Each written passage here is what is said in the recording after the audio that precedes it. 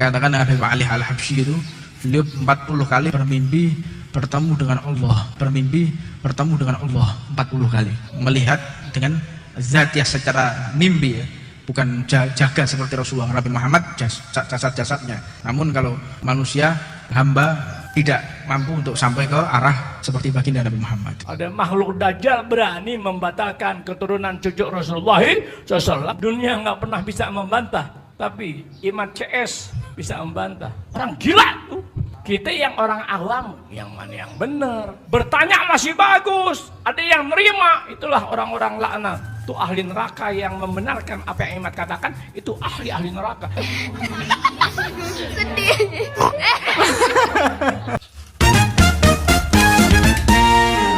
Assalamualaikum warahmatullahi wabarakatuh teman-teman. Semoga kita dan keluarga kita senantiasa diberi kesehatan jasmani, rohani, dan diberi kecukupan dunia maupun akhirat oleh Allah Subhanahu wa Ta'ala. Amin amin amin ya rabbal alamin. Seperti yang kita simak tadi, saya akan membahas ceramahnya Habib Tobolwi ya. Kita bahas ceramah yang pertamanya dulu ya teman-teman, yaitu yang seperti ini nih. Katakan Habib Ali Al-Habsyi itu, beliau 40 kali bermimpi bertemu dengan Allah, bermimpi bertemu dengan Allah 40 kali, melihat dengan zat yang secara mimpi ya, bukan jaga seperti Rasulullah Nabi Muhammad jasad-jasadnya. Namun kalau manusia hamba tidak mampu untuk sampai ke arah seperti baginda Nabi Muhammad. Itu tadi ceramahnya ya, ceramahnya Habib siapa ini, Habib Kusen ya. Jadi gini ya teman-teman, Nabi Muhammad SAW diriwayatkan hanya satu kali bertemu dengan Allah Subhanahu wa Ta'ala, yaitu pada saat Isra Mi'raj. Kisahnya ada di dalam Al-Quran, surat Al-Isra ayat 1 dan An-Najm ayat 13 sampai 18. Peristiwa Isra Mi'raj tersebut adalah awal mula turunnya perintah sholat wajib 5 waktu untuk kita semuanya. Catat ya teman-teman, Kanjeng Nabi Muhammad SAW itu cuma satu kali bertemu dengan Allah Subhanahu wa Ta'ala, dan di pertemuan itu menghasilkan perintah Allah Subhanahu wa Ta'ala untuk mewajibkan kita semua sholat 5 waktu. Itu dalam satu pertemuan. Pertanyaannya, Habib Ali Habsyi itu bertemu dengan Allah Subhanahu wa Ta'ala sebanyak 40 kali. Itu menghasilkan apa? Manfaatnya apa buat dakwah Islam? Manfaatnya apa buat umat Islam? Dan menurut saya ini adalah sangat-sangat dusta, sangat-sangat tobol. Ya seperti biasa, pasti ini riwayat ini diambil dari kitab datuk-datuknya mereka, yaitu datuk-datuknya para Habib Tobolwi. Jadi ini adalah pernyataan yang sangat-sangat dobol, sangat-sangat dusta ya teman-teman.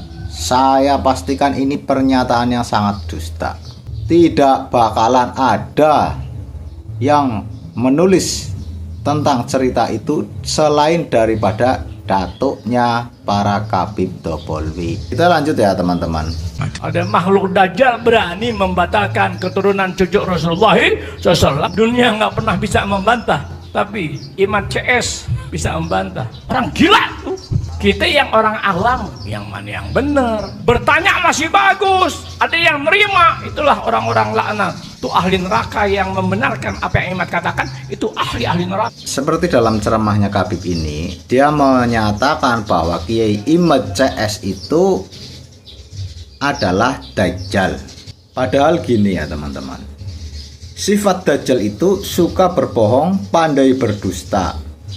Ajaran para habaib terkenal penuh dengan kedustaan, bahkan berani berdusta atas nama Allah Subhanahu wa Ta'ala dan Nabi Muhammad SAW.